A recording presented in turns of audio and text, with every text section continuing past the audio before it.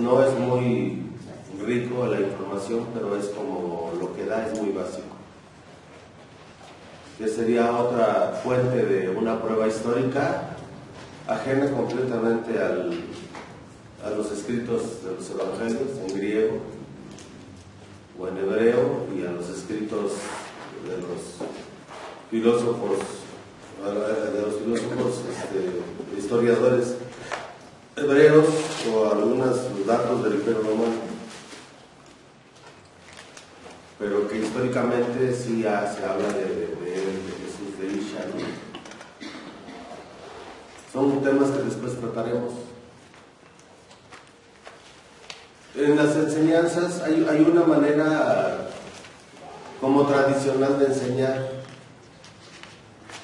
y todas las grandes religiones como que se apegan a esa manera,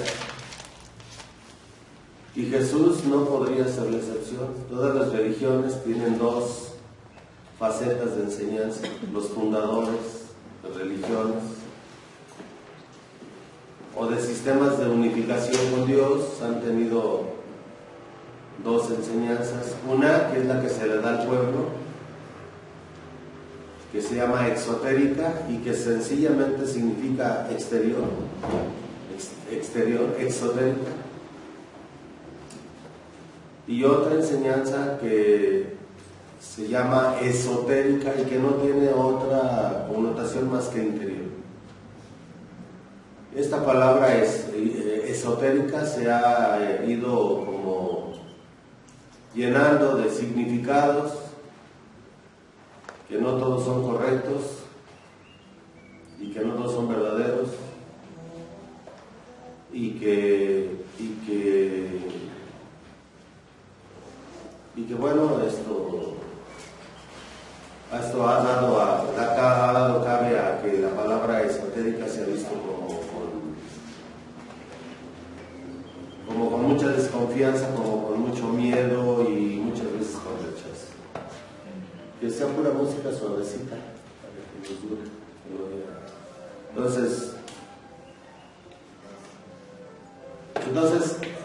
la palabra esotérico se ha utilizado muchas veces para pregonar ciertas doctrinas y ciertas enseñanzas que no están basadas en enseñanzas que pasan de boca a oído o de maestro a discípulo de manera ininterrumpida. Y eso ha dado ha paliado que muchas veces en las librerías llamadas esotéricas encontramos una serie de información, de esoterismos y de enseñanzas aparentemente espirituales que tienen un origen aquí, un origen allá, otro origen acullá, pero que se sale de la tradición sagrada, de las verdaderas tradiciones sagradas de enseñanza. Todo eso se conoce como esoterismo, ocultismo, metafísica y cosas de ese tipo. No quiere decir que la metafísica no exista o el esoterismo no exista, pero hay enseñanzas que no están basadas en una tradición espiritual. Por ejemplo, en el budismo pues hay una tradición espiritual pasada de maestro a discípulo hasta la actualidad. Lo mismo pasa con el budismo tibetano, lo mismo pasa con las enseñanzas de los Vedas, de los Upanishads, el taoísmo, en los grupos chamánicos, en el islamismo. Obviamente en el judaísmo la Sagrada Escritura es muy clara en ese proceso de pasar la enseñanza de padres a hijos o de maestros a discípulos vía oral, con una rígida, si se quiere, con una rígida transmisión para evitar la distorsión de las enseñanzas o la interpretación equivocada de las enseñanzas. Esto es el verdadero esoterismo, lo que es interno dentro de las tradiciones, lo que pasa de boca a oído de maestro a discípulo, y a veces es necesario y preciso que sea demasiado rígido para que no se distorsione la enseñanza, porque aún así se corre el peligro. Hay muchos factores históricos, muchos factores exteriores que pueden hacer que una tradición se distorsione. Entonces, para aclarar esto, nosotros nos apegamos aquí a las tradiciones espirituales, o a la tradición espiritual ancestral, no basada en enseñanzas de libros canalizados y ¿sí? Porque a veces esos aparentes libros canalizados entre ellos se contradicen y todos hablan de que vienen de la misma fuente, es Dios. Pero en Dios no hay contradicción ni error. Dios es la verdad siempre antigua y siempre nueva, y en Él no puede haber contradicciones. Dios es Dios de orden, dice la Escritura, no Dios de caos, no Dios de confusión.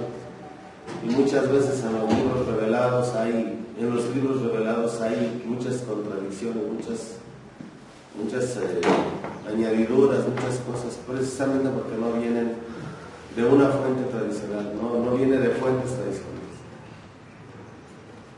Como lo vimos la clase pasada, lo que le pasó al judaísmo, cuando el reino de David se divide bajo su hijo Salomón. Muere Salomón, y entonces el reino se divide en dos. Los dos hijos de Salomón reinan. Uno de ellos queda en Israel, a cargo del templo,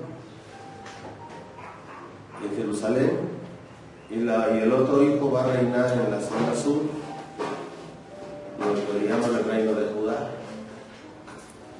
Pero el hijo de Salomón, que quedó reinando con esas tribus de acá, no permitía que las tribus, la gente que quedó con él, fueran a hacer adoración al templo de Jerusalén. Entonces empezó a crear una serie de sinagogas en toda la región, y ahí fue donde poco a poco se fue corrompiendo la enseñanza. Luego son llevados cautivos a Babilonia, y ese es el profeta Esdras, o Ezra como se le llama en hebreo, que realmente la Kabbalah, o tradición, Kabbalah entendida como una tradición que se recibe, no la Kabbalah de la manera que la entienden muchos actualmente, sino como realmente era en ese tiempo. Es depurada de todas sus añadiduras, de todos los agregados, y es ocultada al pueblo, desgraciadamente. Y esta es la razón por la cual cuando viene Yeshua HaMashiach, nuestro Señor Jesucristo, no se le reconoce como el Mashiach, como el enviado, porque la verdadera enseñanza solamente pasaba de boca a oído y en muy pocos. Tenemos ahí a José de Arimatea, tenemos a Nicodemo, que va de noche y visita a Jesús y le habla y le dice: reconocemos que vienes de parte de Dios, nadie puede hacer los milagros que tú haces si Dios no está con él, tú tienes los signos. Pero por lo que se ve ahí, se entiende ahí, es que no todos los rabinos del Sanedrín tenían el mismo conocimiento, el mismo nivel de aprendizaje, el mismo nivel de enseñanza. Más las situaciones políticas y exteriores que se fueron dando en Israel, pues hicieron que, como constantemente aparecían profetas que aparentemente querían llevar al pueblo a la liberación, y aparecían grupos guerrilleros y esto, pues hasta cierto punto los fariseos ya desconfiaban de todos estos personajes que aparecían. Pero sí es muy claro que la personalidad o la imagen que dan las escrituras del Mashiach es el siervo sufriente, como lo habla Isaías y la mayoría de los profetas. Y realmente el único que cumplió con esos requisitos fue Jesús. Entonces, si a Israel, que ha sido tan rígido para pasar la tradición, le pasó eso, que la tradición o Kabbalah se corrompió, Después van a aparecer otras cábalas que van a pasar, que aparentemente vienen del judaísmo, pero van a pasar ya con agregados, con simbiosis de otras tradiciones, de otros cultos paganos, como es en los grupos secretos o discretos que hay actualmente, las famosas órdenes esotéricas en el mundo actual, que manejan cábala corrupta y que para ellos Jesús es solo un maestro, un gran iniciado, pero no un santo, ¿no? Y solo hay que ver los frutos que dan estos grupos y las personas que participan en ellos, que realmente, pues así como imitadoras de Jesús, no lo son. Sin juicio ni crítica, simplemente los hechos tal cual son. Si dentro de las mismas iglesias cristianas, y menos y en la católica, se da tanto el no imitar a Jesús, pues imagínense grupos que están contaminados con una cábala corrupta. Entonces, hay una tradición de enseñanza de vía oral, pero hay algunos investigadores, de los cuales voy a dar algunos nombres, como Arnaud de Jardins, Tomás Merton, monje benedictino de la Iglesia Católica, Henry Lesaux, que también fue monje benedictino y que después él se fue a India y alcanzó la iluminación a través de métodos hindúes, Carl Fried, Graham Durkheim, Alan Watts y Gurdjieff. Todos ellos abrevaron en los documentos. Deben de saber que, por ejemplo, en el islamismo hay muchos documentos que hablan de Jesús y de María. Por ejemplo, en el islamismo, en el mismo Corán, hay un mayor porcentaje de veces que se habla de Jesús y de María que de Mahoma. Y obviamente que estos investigadores que han llegado a un grado de desarrollo espiritual muy alto han abrevado en documentos que no precisamente son los documentos canónicos de las iglesias, sino han hecho contacto con gente o con pueblos o con grupos por allá en las montañas que tienen documentos que obviamente para nada los van a soltar a los especialistas, ¿no?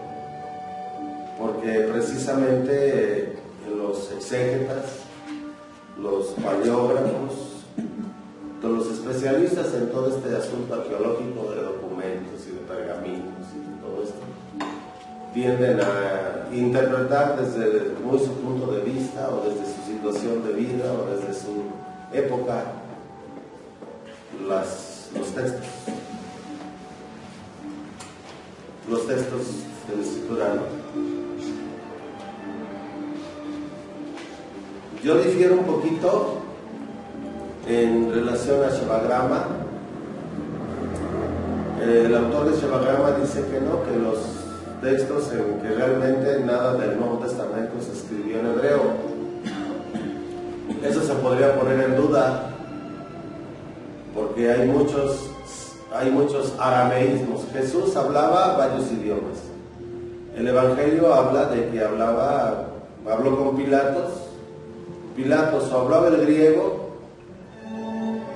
probablemente terminó hablando algo de arameo, porque duró muchos años ahí, pero lo lógico es que Jesús le contestara en griego o en latín. Y muchos especialistas sobre Jesús admiten esto.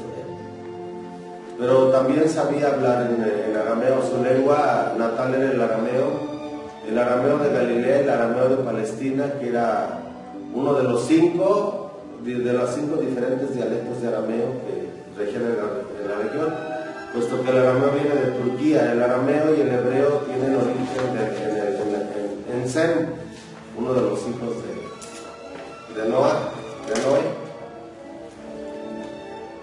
Y lo más lógico y lo más aceptado por los investigadores y especialistas es que Jesús predicaba al pueblo arameo, que era como la forma de hablar en el pueblo judío. El griego se usaba para el comercio, los romanos inclusive lo usaban, era como el idioma como es ahora el inglés en muchas naciones para la cosa comercial y política, así era el griego en aquel tiempo, pero realmente en Israel y en toda esa región del Medio Oriente se hablaba el arameo. También en Egipto también se hablaba arameo. Sí, en Egipto y desde Turquía había varias, así como aquí vamos a encontrar en el medio de nuestro México, en el náhuatl vamos a encontrar variantes del náhuatl según ciertas regiones, también así sucedía con el arameo. Entonces Jesús predicaba en arameo. Hay un dato del Evangelio de Tomás, donde dice, en el Evangelio de Tomás dice, hay dos Evangelios de Tomás, pero el más amplio, el encontrado en Nag Hammadi, dice en uno de los logiones, en el logión 1 del 1 al 3, dice que aquel que halle la interpretación de las palabras no saboreará la muerte. La salvación depende directamente de la interpretación, o lo que es lo mismo de la comprensión. Solo aquel que haya una interpretación correcta, que tenga acceso al sentido verdadero de las palabras del Maestro, podrá en última instancia liberarse. Si no comprendemos adecuadamente las instrucciones, no podremos transmitirlas ni tampoco podremos llevar a cabo ninguna práctica espiritual. Así, antes de practicar las enseñanzas espirituales, hay que conocer lo más exactamente posible su modo de empleo. Ahora, los especialistas han examinado profundamente los textos del Nuevo Testamento escritos en griego y los textos del Nuevo Testamento escritos en latín. La traducción de la Vulgata, hecha por San Jerónimo en Jerusalén, y todos los especialistas coinciden en que tanto en la versión griega como en la versión latina hay muchos arameísmos. El arameo tiene ciertas formas de decir las cosas. El arameo tiene tiene como una tónica muy especial cuando se escribe. Tiene ciertas formas, ciertos métodos,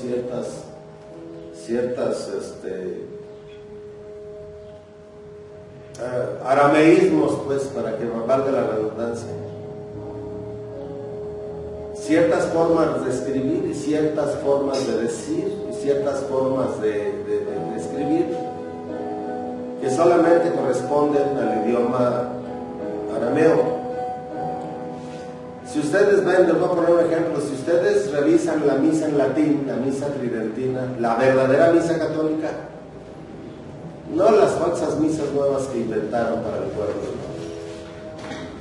que al pueblo le dijeron que habían traducido la misa de latín al español para que el pueblo lo entendiera, y les dieron una traducción, primero la traducción de latín al español, en el caso de México, es una muy mala traducción de latín al español, es una traducción alterada, y casi ningún sacerdote reza el canon romano en la misa. El otro hay un canon de los nuevos que sí viene de uno de los antiguos, pero está mutilado, y los otros son inventos que hicieron la Iglesia Católica. O sea, la gente cree que lo que van a oír es una traducción fiel de la misa en latín. Eso es un engaño. Y bueno, puro atole con el dedo.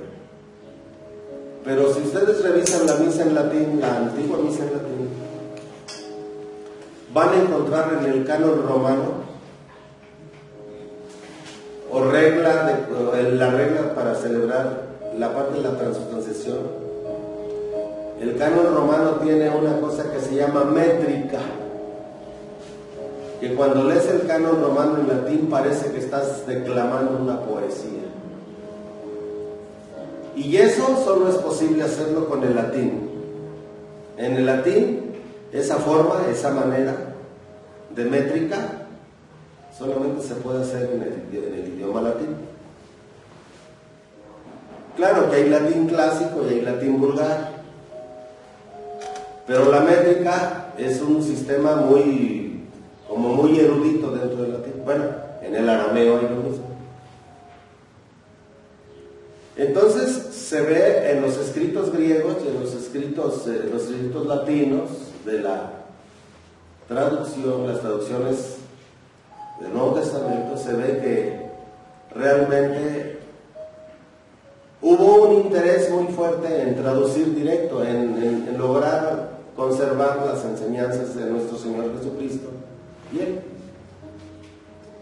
Y entonces hay muchos arameísmos revestidos de occidentalismo, por decirlo así, dentro de los textos griegos y dentro de los latinos, ¿me entienden? Y entonces, por lógica, se supone que ¿de dónde tomaron eso si no fue del arameo? Ya sea de versiones escritas o ya sea por tradición oral. Pero por más que, las traducciones en griego, pues no tienen completamente el método del idioma griego para la traducción de los evangelios. El griego conserva muchos arameísmos.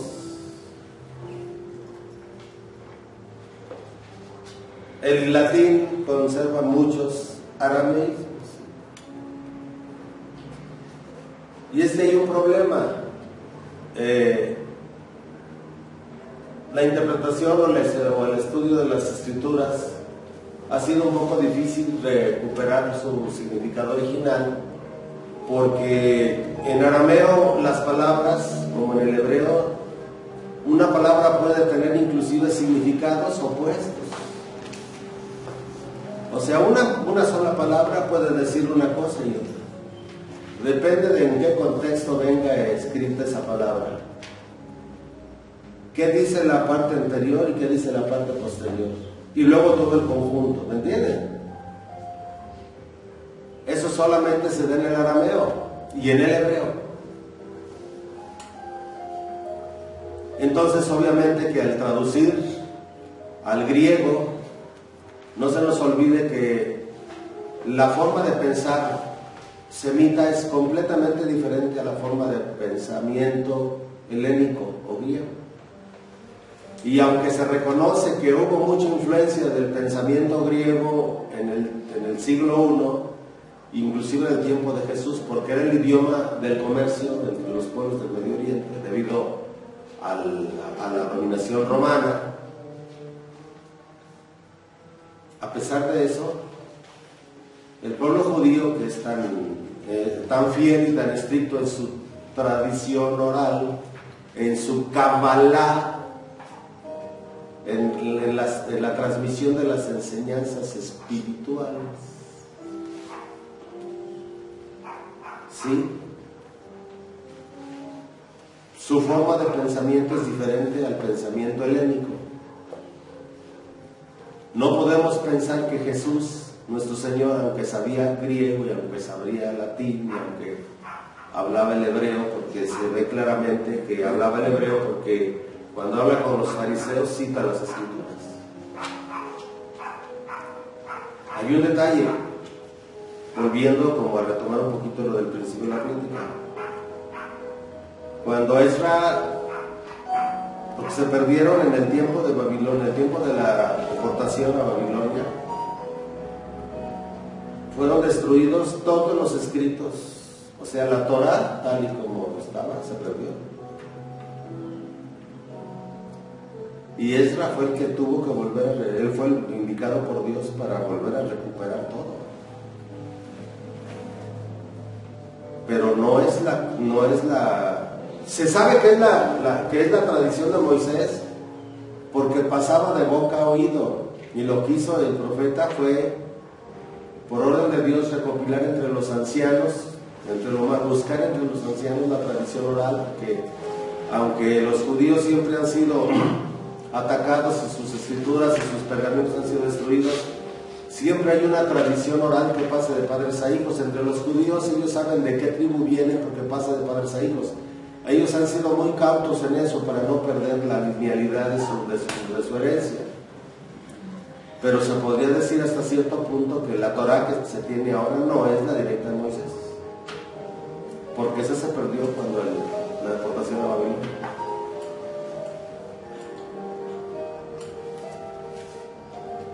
Entonces, ellos han sido muy precavidos en mantener su idiosincrasia, su propia forma, su propia personalidad, hasta la fecha. El judío mantiene su propia forma de ser, su educación, todo, sus costumbres, sus tradiciones. ¿Sí?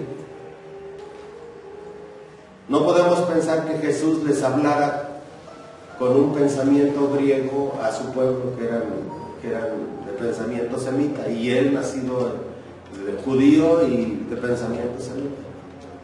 Entonces lo lógico es que toda la predicación de Jesús fuera con el pensamiento semita, y les hablaba en arameo con las formas semitas, o en hebreo con las formas semitas, y lo vamos a ver cuando va a la sinagoga y lee los pergaminos. Está hablando está leyendo en hebreo y habla en arameo. El hebreo era como el lenguaje culto de los rabinos, así como en la Iglesia Católica existe el latín clásico, que pocos sacerdotes hablan latín clásico, muchos ya ni latín hablan, bueno, ni español, ni buen español. ¿Hablamos buen español? Pues no. Idiomas distorsionados. Pero el latín clásico era como el latín erudito de la iglesia, y el latín vulgar era como para el pueblo. Así lo mismo en Israel, el hebreo es como el idioma para el culto, para la adoración, se usa en la sinagoga. El arameo era para la... Pero hay algunos pueblos, en la actualidad hay algunos pueblos cristianos que no pertenecen ni a la iglesia romana ni a la iglesia griega ortodoxa, los coptos y algunos turcos y algunos pueblos en Egipto y en el Medio Oriente que conservan, son iglesias autocéfalas que no se apegaron ni a la iglesia de Roma ni a la iglesia griega, y que mantienen todos sus textos, están en arameo, tienen el Nuevo Testamento en arameo. Inclusive tienen del Antiguo Testamento, tienen la versión de la Septuaginta, o sea, la versión de Alejandría para el hebreo. Pero muchos pueblos, muchas iglesias de estas, como la copta, inclusive dentro de la iglesia católica romana, la orden maronita maneja el arameo en sus ritos.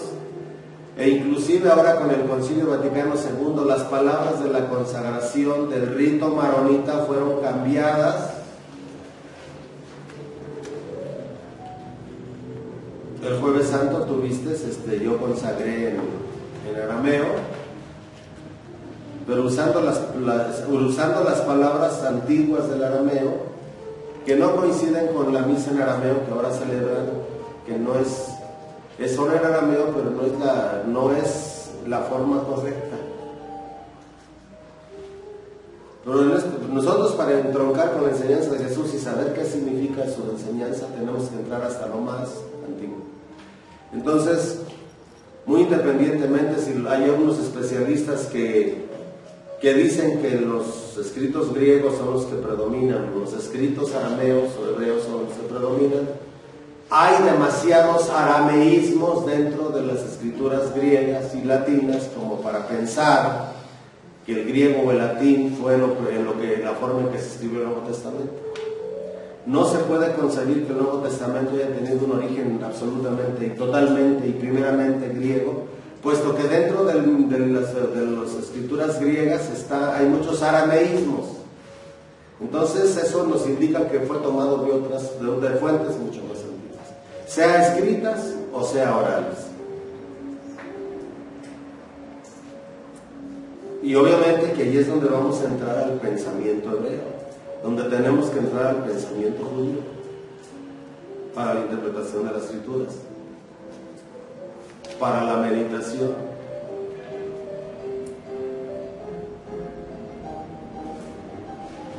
Y realmente, ¿por qué les digo esto? Porque las Escrituras, bien entendidas, conducen al ser humano a ser místicos.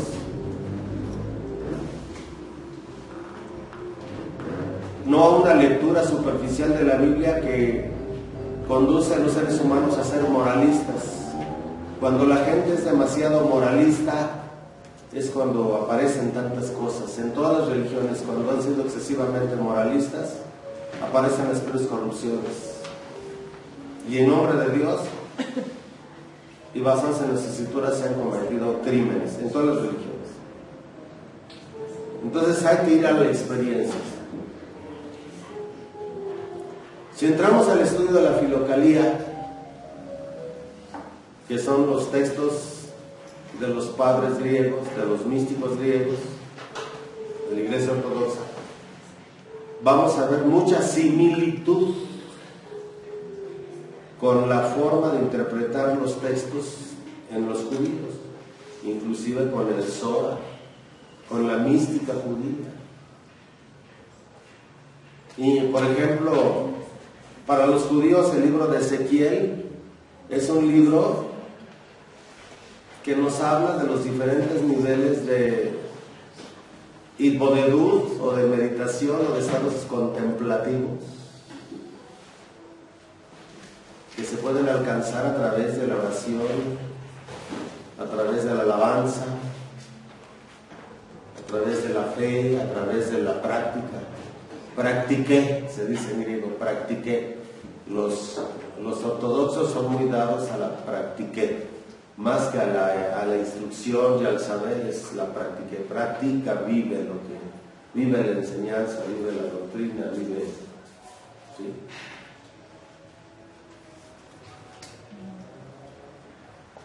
Cuando leemos a los místicos griegos, vamos a ver, de la Iglesia Ortodoxa, vamos a ver cómo encaja mucho, por experiencia, con las experiencias de los profetas de Israel. En San Juan de la Cruz vamos a ver muchos textos bíblicos interpretados a la luz de las experiencias de San Juan de la Cruz, o Santa Teresa, u otros místicos cristianos que hay. Vamos a encontrar su experiencia mística en unión con Dios, que encaja muy en armonía con el pensamiento semita. O sea que quiere decir que estos místicos, estas almas, estas personas que han alcanzado lo que vulgarmente se llama la iluminación y que en la Iglesia se llama la santidad, ha sido porque realmente han llegado a un nivel muy profundo de interpretación de los textos del Nuevo Testamento y del Antiguo Testamento. Porque ya Jesús lo dijo: yo no he venido a abrogar la Torá o la ley, ni los profetas, he venido a cumplir. Entonces, por esa misma razón, nuestro Señor no podía hablar con un pensamiento helénico o griego, que no era la manera de ser, ni de pensar, ni de sentir, ni de expresar la fe y la devoción y la entrega al Eterno, como les digo el pueblo. Tenemos un texto, la Peshita, que se los recomiendo. Aunque estas Peshitas, esto está traducido de la Peshita directamente del arameo. La Peshita es una versión sencilla, fácil de leer, ¿sí? Los investigadores, para buscar el significado profundo, ya no estamos hablando de la historicidad de Jesús, ya dejamos eso atrás. Estamos hablando ahora del significado de las palabras de Jesús. Los documentos encontrados en el Gran Muerto en Qumran han creado mucha polémica, porque muchos de los significados de esos documentos muy antiguos, que inclusive el Vaticano ha tratado de bloquear la publicación y la traducción de muchos de ellos,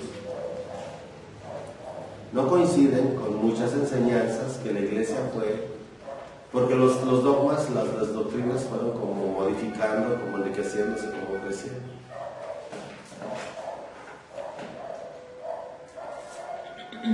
Pero si todos leemos la Escritura, ¿por qué no todos alcanzamos la santidad?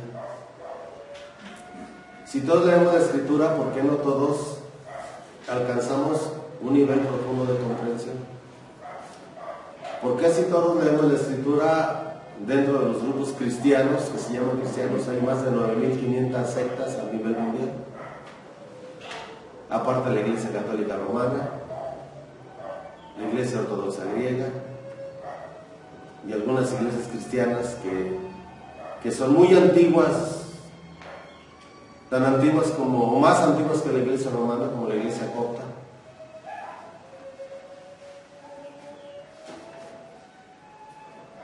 ¿Verdad? Como la Iglesia Copta. Y que sin embargo, al leer, hemos entendido cada quien de diferente manera. Y aunque la mayoría de nosotros puede lograr un cambio de vida, pero de eso a un estado de experiencia de Dios es una cosa muy diferente.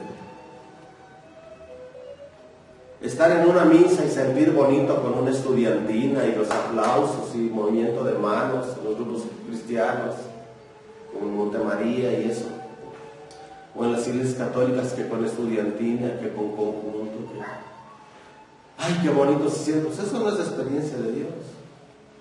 Eso a veces es psicosis colectiva. La verdadera experiencia de Dios es en absoluto silencio, en la soledad, en lo más profundo del alma, en el corazón, en la quietud. Y en eso, los místicos griegos, los místicos cristianos, católicos, y muchos místicos, inclusive algunos grupos, algunos místicos evangélicos o cristianos, que son muy pocos, pero muchos han ido llegando a eso,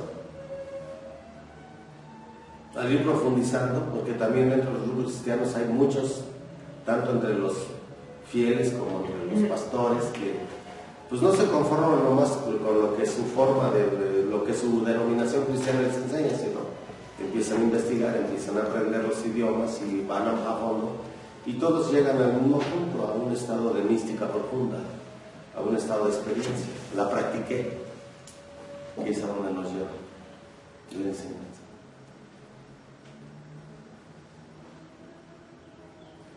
Si no, pues nos desviamos hacia muchas cosas. Entonces, realmente la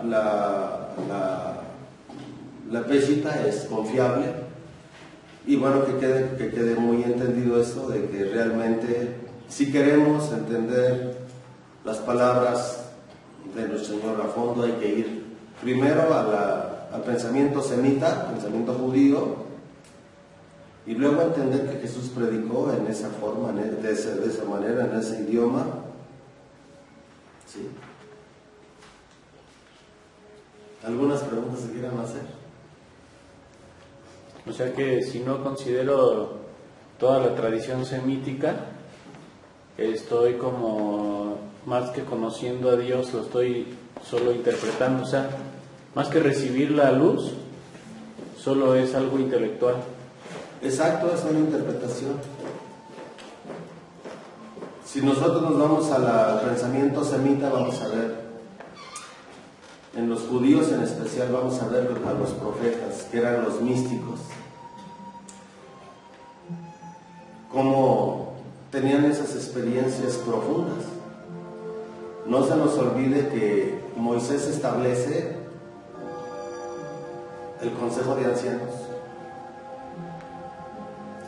a quienes les transmite lo que no puede transmitirle al pueblo, la enseñanza profunda o esotérica, que vuelvo a repetir, no tiene nada que ver con los esoterismos en los que la gente cree actualmente. No, esotérica desde la interpretación simple y sencilla de interior. Y vamos a ver cómo en la escuela de profetas los judíos, tanto en hombres como en mujeres, si algunos de ellos nacían con ciertos dones o con ciertas, porque hay gente que nace con ciertas sensibilidades espirituales. En el caso de los hombres, eran llevados a la escuela de profetas y ahí los preparaban. Había una dirección espiritual, había una enseñanza de maestro discípulo. para que si Dios quería utilizar a estas almas, tenemos a la profetisa Ana, por ejemplo, tenemos a Miriam, la hermana de Moisés, que tenían esos dones, pero que los sabios de Israel preparaban a su gente. O sea, había una manera de enseñarse, la practiqué. O sea, había una manera de practicar. Había experiencia mística. Y los más sabios, por experiencia más que por lectura, eran los que guiaban a los otros para que pudieran desarrollar su contacto personal individual con Dios. Y eso fue creando en el pensamiento judío una metodología, una forma de discernimiento muy fuerte. Que también en la Iglesia Católica se da a través de los siglos, pero con mucha dificultad, porque como hemos comentado, la mayoría de los místicos, en el caso de los católicos, han tenido muchos problemas con los sacerdotes confesores, con sus guías espirituales, porque muchas veces los confesores de los místicos ni siquiera han tenido una experiencia de Dios. ¿Cómo pueden juzgar algo que nunca han experimentado, que no han caminado por ahí, cuando muchas veces los místicos ya llevan mucho terreno de ventaja en el camino del proceso de santificación o de contacto con Dios, de experiencia directa de Dios? Y si profundizamos en el arameo y profundizamos las enseñanzas de Jesús a ese nivel, vamos a ver cómo realmente los místicos son los únicos que realmente han entendido esa enseñanza de Jesús. Y que mientras en Oriente las tradiciones vedantas, shivaístas, vishnuístas, brahmanistas, el hinduismo pues, o el taoísmo en China, o el islamismo en los árabes, u otras tradiciones, mientras estos grupos tienen un proceso, tienen una enseñanza experimental, la Iglesia Católica pues no siempre, y ellos enseñan en Oriente que es para todos, o sea, todos pueden alcanzar el estado místico, todos, no es nada más para unos cuantos.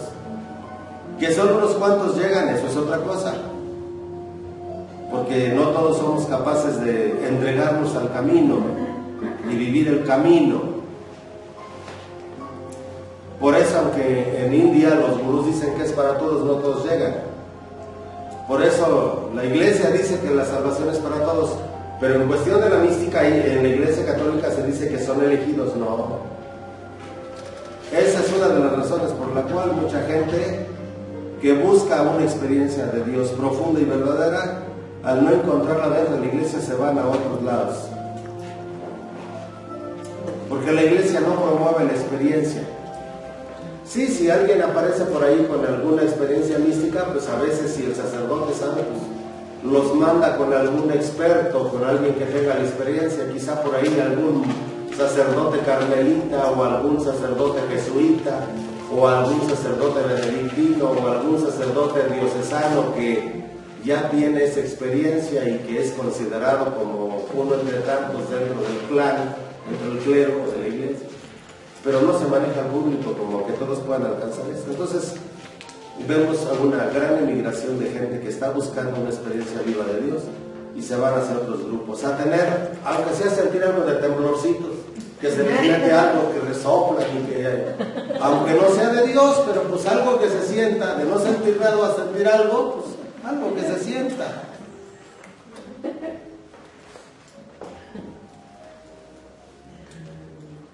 Pero si todos viniéramos y abreváramos en el pensamiento judío primero, veríamos cómo Jesús en nada se apartó de eso. Todas las experiencias místicas de los santos es como las experiencias proféticas. Sí. ¿Esa es igual? Sí. Sí. Vamos a ver cómo, aunque los judíos dicen que la experiencia mística de la ascensión o subida a los mundos superiores no puede ser alcanzada fuera de la Eretz o la Tierra Santa, en Palestina, Jerusalén, pues hay muchos de los místicos católicos, tanto de los místicos católicos romanos como católicos ortodoxos, que han tenido esa subida a los mundos superiores y que hablan de las jerarquías, han entrado al mundo de Yetzirah, las jerarquías angélicas, incluso han visto al anciano de días, como lo han hecho los profetas de Israel. Pero muchos de ellos han tenido que han tenido que ir a la comprensión de las enseñanzas de Jesús a ese nivel, para poder encontrar un entendimiento más profundo. Y entonces vamos a ver que realmente la mística es para todos, y que realmente lo que Jesús enseña es cómo tener una experiencia directa de Dios, a través de Él como mediador, pero una experiencia directa de Dios. Jesús sí hablaba del comportamiento, hablamos moral, pero no era moralista. Inclusive, pues, ya lo sabemos que en el pensamiento judío se dice que la experiencia sexual, en el acto sexual, ¿quieres tener una bonita experiencia sexual con tu esposa? Cumple las misbot, cumple los mandatos. Practica, cumple con las misbot, cumple con el mandamiento, los mandamientos. Y el fruto de eso será que cuando tengas tu relación sexual, el fruto de toda tu práctica va a ser un estado de gozo y de plenitud sexual que no se alcanza ni con el Petate Sutra ni con ninguna de esas cosas. Sí, Petate Sutra. Sí. Esa es la diferencia que hay en las experiencias. Entonces, si al pueblo cristiano se le enseñara que solo con el respeto de las mismos de los mandamientos, del comportamiento, la rectitud, dirían, de la justicia, como dirían el pensamiento semítico, el pensamiento hebreo es vive con justicia, que Jesús no va a repetir. Vive con justicia, vive con rectitud. Que eso significa Teshuvah y Tikum, o sea, arrepiéntete, y haz Teshuvah, o sea, arrepentimiento, deja tu mal camino, y haz Tikum, corrige tu vida. A través de las mismos tú corriges tu vida. Y cuando empieces a cumplir las mismos, vas a empezar a tener experiencias de Dios. Pero junto con las mismos vienen las mismos de oración, las mismos de meditación, las mismos de alabanza. Y entonces viene la experiencia de Dios. Es como en el misticismo, es como las leyes de la naturaleza. Si crees o no crees en la ley de la gravedad, esa está funcionando y punto. Si crees o no crees en la ley de causa y efecto, esta funciona y punto. Pues estas dos leyes principales, que son leyes universales y leyes divinas, todos las mismos, todos los mandatos divinos, todos los mandamientos están basados en eso, en el cumplimiento. ¿Sí? Por ejemplo, en la iglesia se dice dar diezmos y primicias a la iglesia de Dios. Sí, pero pues no te explican por qué, ni para qué, ni con qué. En cambio, si te vas al pensamiento semita, te dan todo un porqué de cómo va a funcionar la ley de causa y efecto, acción-reacción, en el dar el diezmo. ¿Qué obtienes de eso tú, en tu crecimiento interior? ¿Cómo te beneficias tú interiormente? Y no es porque lo hagas por conveniencia, sino simplemente como un resultado de una ley espiritual, que si la cumples te va a traer como resultado un crecimiento interior. Eso la gente no lo sabe. Por eso la mayoría de los cristianos no dan diezmo. Bueno, los cristianos sí, los católicos son los que no dan diezmo. ¿Sí? Pero pues para qué dar diezmo si ahora ya se cobra. ¿Sí?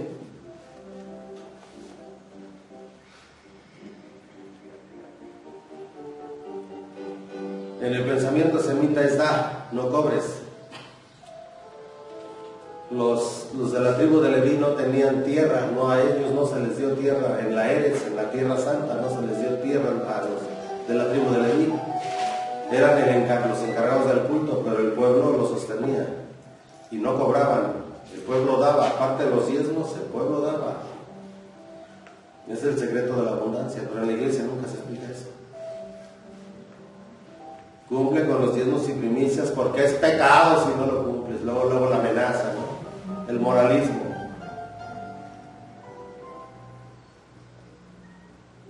Y otros mandamientos. Las tradiciones como lo de los mayordomos y eso que había antes, ¿eran promovidos también por la iglesia? ¿Por parte de la tradición? No siempre, muchas de esas costumbres de los mayordomos vienen de las culturas indígenas. Pero que como normas sociales son buenas en los pueblos, sobre todo en Oaxaca, Puebla, Tlaxcala, que en los pueblos de yucatanos que se dan eso pone un orden dentro del... que también se presta, pues todos, donde quiera hay partes, cosas humanas, ¿no? Pero se presta un orden y a una participación y a un respeto. ¿Sí? Pero esas no son mis voz sagradas. ¿Sí? Aquí lo que estamos viendo en este día de hoy es cómo tenemos que ir al pensamiento judío y luego interpretar a Jesús desde el pensamiento judío. Y vamos a entender que Jesús no vino a abrogar la ley ni los profetas, sino a cumplir. No se les olvide que después de que Jesús subió al cielo, los apóstoles iban al templo de Jerusalén. En los Hechos dice, cuando se encontraron al paralítico en el templo, que Pedro le dijo: no tengo dinero para darte, pero de lo que doy, lo que tengo te lo doy, y lo levanta, ¿no? Pero iban al templo. O sea, la idea de los primeros cristianos nunca fue separarse de la sinagoga. Esa raíz de los inclusive nos vemos como Santiago el mayor, Santiago el justo, pues iba al templo y dice la historia que lo tiraron del pináculo del templo para matarlo, y como no cayó muerto, pues lo apedrearon también ahí. Y que algunos historiadores judíos y algunos judíos dicen que ellos también reconocen que aparte de los pecados de Israel, una de las causas de la destrucción del templo fue la muerte de Santiago el Justo, discípulo de Jesús, que fue el que se quedó a cargo de la iglesia en Jerusalén. O sea, iban al templo. Tan así es así que Jesús, respetando el Shabbat, no resucitó el Shabbat. Lo bajaron de la cruz rápidamente porque estaba entrando el Shabbat y tenía que estar sepultado, y él resucitó en las primeras horas del domingo, no en el sábado. ¿Sí? Lo ideal sería respetar el sábado como día de descanso y celebrar la misa el domingo y darle adoración a Dios el domingo. ¿Sí? San Pablo dirá después que ya no es ¿por qué la iglesia se separa? Eso lo van a ver aquí. La iglesia se separa, pues hubo muchas cosas, ¿no? Tanto en el lado de los cristianos, pues los primeros cristianos eran judíos.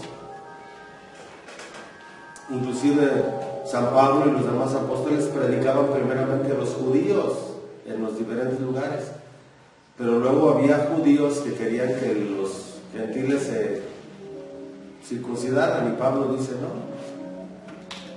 Inclusive en los concilios que hubo, los primeros concilios, los 3 primeros concilios en Jerusalén con los apóstoles, se pusieron de acuerdo en que no iban a obligar a los gentiles a circuncidarse. Claro que no. Si ahora los mismos judíos actuales reconocen que los pueblos gentiles pueden salvarse si cumplen con las leyes noágicas, que son 7 nada más, 7 mandamientos, y no incluye la Brit Milá o la circuncisión. Entonces San Pablo y los apóstoles tuvieron que luchar mucho contra los judaizantes. Había gente dentro de los cristianos que y a fuerzas querían circuncidar. Así. Y San Pablo no se opone a la circuncisión, pero dice, si se circuncidan, se tienen que sujetar a la ley judía, porque ese es el compromiso de entrar en el pacto de la circuncisión. Pero en Cristo somos ya libres de todo eso. San Pablo no niega la circuncisión, pero dice para los judíos, para el pueblo judío, pero no para los gentiles. Y es debido a eso que poco a poco el cristianismo se fue obligado, pues prácticamente fue una situación humana que hizo que el cristianismo se separara de la iglesia, y entonces se formaron los grupos aparte. Pero desde un principio, desde viviendo los apóstoles, dice que el primer día de la semana era cuando se reunían, o sea, descansaban el sábado. Sí guardaban el sábado, pero el día de adoración era el domingo. El domingo se reunían para la fracción del pan y cantaban y alababan, y era cuando se daban los dones, el de lengua, todo eso, entre los primeros cristianos. Entonces, cuando Jesús dice yo soy el camino, la verdad y la vida, ¿se debe entender como una experiencia mística? Como una experiencia mística. Y esa es la parte que no entendemos de eso. Eso es lo que no entendemos. Entonces tenemos que ir a una experiencia mística. Y ya vuelvo a repetir, dentro de la Iglesia Católica Romana hay que ir directamente a los místicos. Teresa de Jesús, San Juan de la Cruz, San Buenaventura, inclusive San Agustín. Pero hay otros grandes, Hildegard von Bingen, Julian de Norwich, Margarita de la Coque, muy actual San Faustina, el Padre Pío de Pietrelcina y otros más. Hay muchos.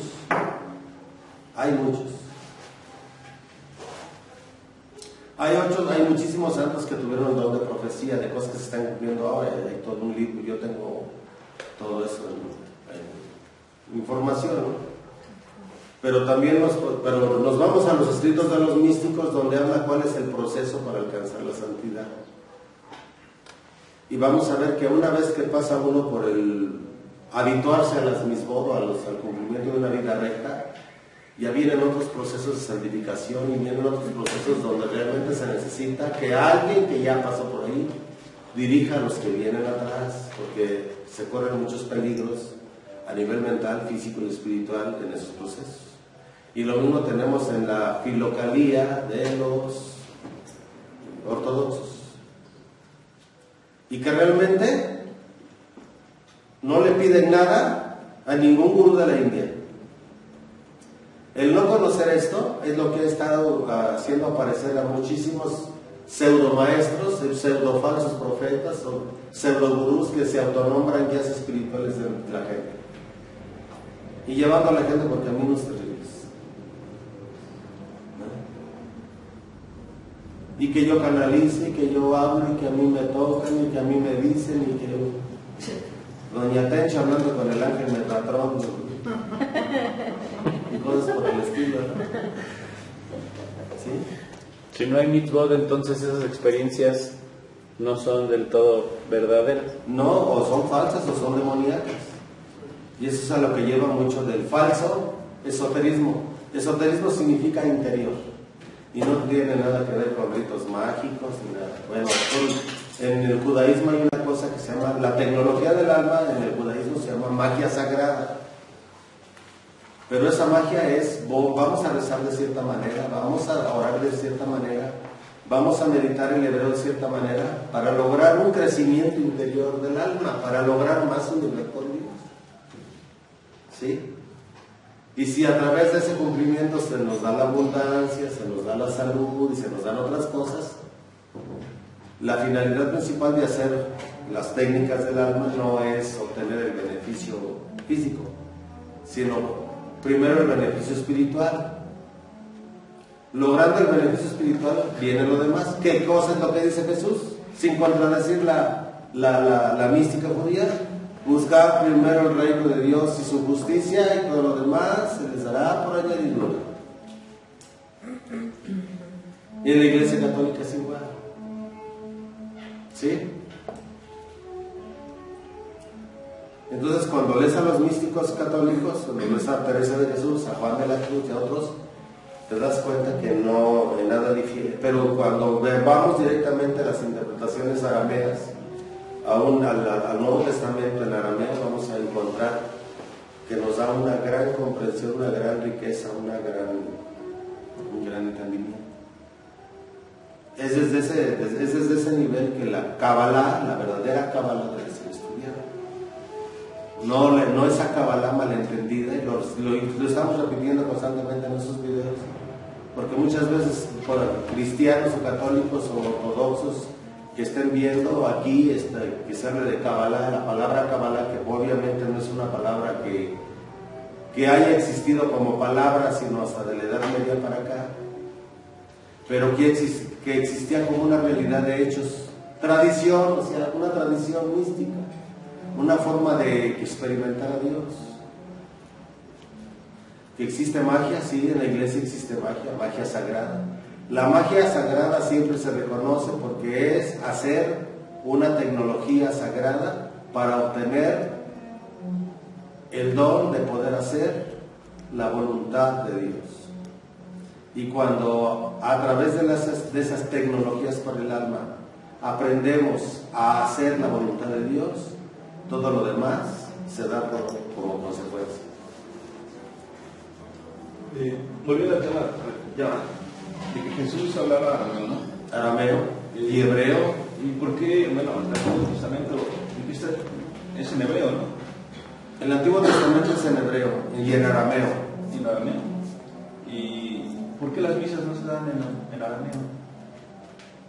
O en griego.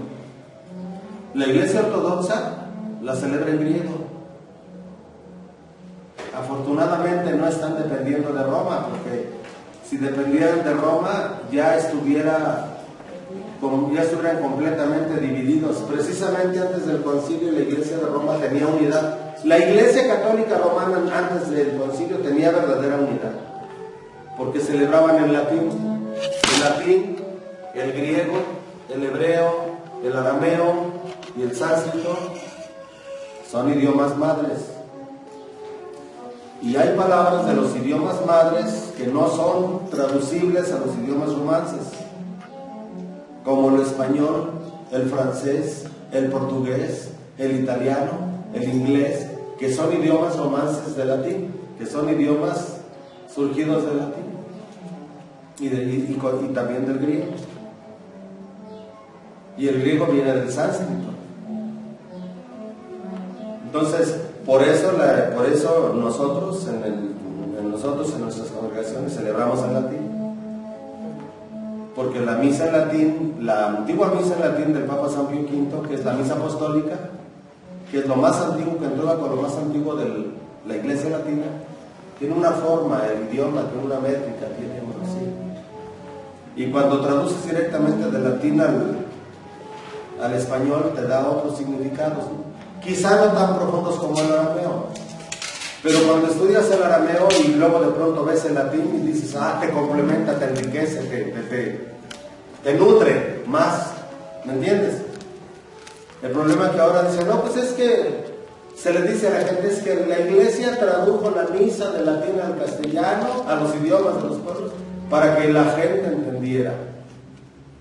Pero yo puedo invitar a alguien a que haga una traducción directa de latín, alguien que sepa de latín a los misales en español actuales, y verán que es una verdadera alteración de los textos. No es traducción directa de latín, lo poco que queda. Y muchas de las formas de misa, sobre todo esa fórmula breve que tienen ahora, ni siquiera eso es un invento que hicieron en el Concilio Vaticano II. No es tradicional, no viene de los apóstoles, no tiene origen en los apóstoles. Tiene 50 años de inventado eso. Qué bueno que la Iglesia Ortodoxa no se ha atrevido a unirse. El que nosotros nos llevemos bien con otras religiones y no debe de haber antisemitismo. Yo estoy completamente en contra del antisemitismo, del odio a los judíos. Que tienen lo suyo, pues todos tenemos lo nuestro, no nada más. Como les he dicho, mi abuela decía, si en otras casas se cuecen habas, en la mesa están quemando.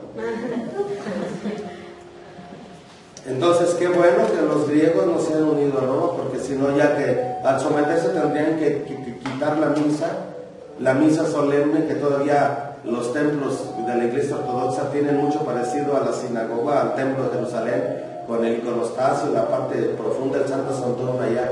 Como las iglesias tradicionales católicas también tienen un Santa Santorum, que es el presbítero, que es el del comulgatorio hacia arriba, donde no suben más que los sacerdotes. Pero ahora no, ahora ya todo el mundo se sube, las chicas con minifalda que suben a la iglesia a leer las lecturas, ¿no? Bien católicas, ¿no? Que van a sus fiestas de 15 años con los pechos descubiertos y cosas por el estilo, ¿no? Cuando la Escritura dice claramente que la mujer cristiana debe de vestir según su fe, no como paganos e idólatras. Bueno, son cosas, ¿no? Pero es precisamente por no entender esto. Por no entender esto, por no irse a los idiomas originales. La iglesia, los maronitas, pues también ya se tuvieron que sujetar a cierta forma, pero todavía al menos si vas al centro del Distrito Federal, ahí por mesones donde tienen la iglesia los maronitas, vas a ver que tienen una forma de celebrar todavía muy el estilo de Oriente, aunque celebran de frente, pues. Pero la iglesia copta, la iglesia griega, la iglesia rusa, ahí en el Peñón Nuevo, ahí está la catedral de la iglesia ortodoxa rusa en México, de Rusia en México, ahí está, ahí tienen, y verán como aunque celebran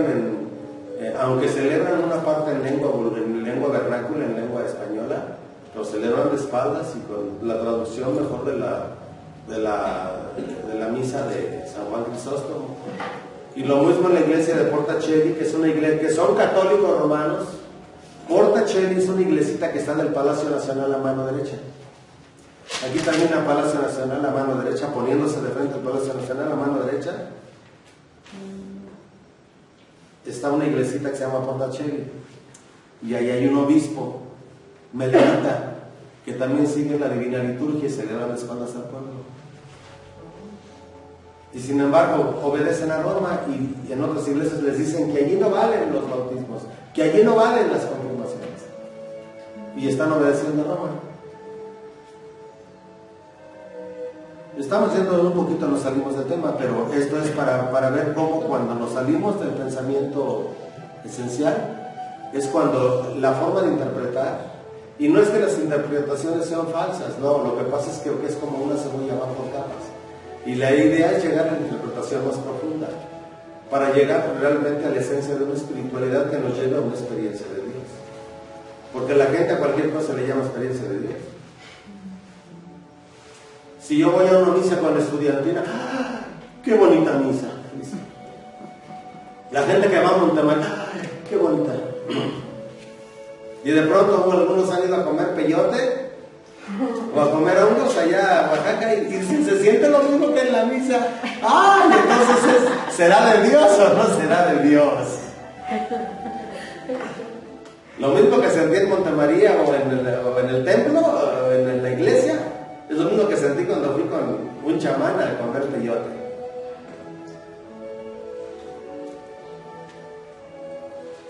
Y entonces te vuelves un adicto a esas sensaciones. Y eso no es espiritualidad. Eso no es espiritualidad. Jesús, cuando ustedes creen que cuando Jesús, nuestro Señor, estaba orando en el huerto de Getsemaní, estaba bien, así sintiendo bonito y que parecía que le hablaban los ángeles, y no. La oración de Jesús en el huerto de Getsemaní fue lo más espantoso que le pudo pasar. Un estado de sequedad, de desolación, de desierto, de no sentir la presencia del Padre. Y así murió. Jesús muere sin sentir al Padre. Y el secreto es amar sin sentir al Padre. Y para eso hay que traerles eso. Para eso hay que estudiar las Escrituras desde este nivel. Ya les recomendé este libro, lo vamos a empezar a leer. Yo voy a terminar el video, vamos a empezar con esto, para que luego ya sobre esto me hagan preguntas para los videos, ¿sí? Estudio, un rabino examina a Jesús de Nazaret.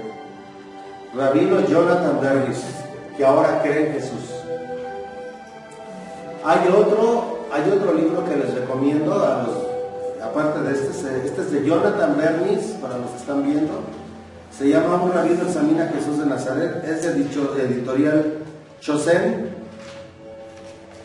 cristianos. No sé si lo hay aquí en Maranatá o haya que comprarlo en Estados Unidos, porque parece que esto es más bien lo consiguen en Estados Unidos, pero son editoriales cristianas, porque este es judío mesiánico. Pero bueno, ahí tiene muchas cosas muy interesantes. Pero también hay otro que se llama La salvación viene de los judíos, de Rosén.